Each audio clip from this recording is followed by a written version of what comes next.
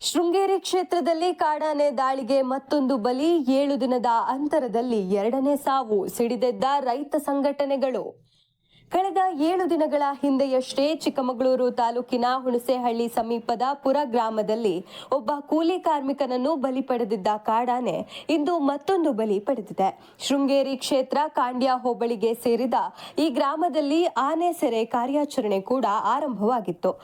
ಮೃತ ಕಾರ್ಮಿಕ ಮಹಿಳೆಯನ್ನು ಹೊಸಪೇಟೆ ಮೂಲದ 34 ವರ್ಷದ ಬೋರಮ್ಮ ಎಂದು ಗುರುತಿಸಲಾಗಿದ್ದು, ಕೆಲವು ದಿನಗಳ ಹಿಂದೆಯಷ್ಟೇ ಕಾಡಾನೆ ದಾಳಿಯಾಗಿದ್ದ ತೋಟದಲ್ಲೇ ಈ ಘಟನೆ ನಡೆದಿದೆ ಎನ್ನಲಾಗಿದೆ.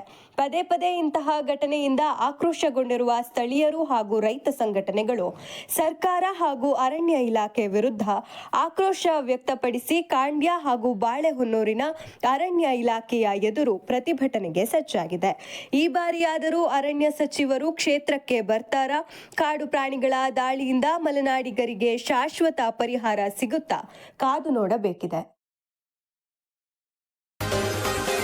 N4 ನ್ಯೂಸ್, ಇದು ನಿಮ್ಮ ಧ್ವನಿ.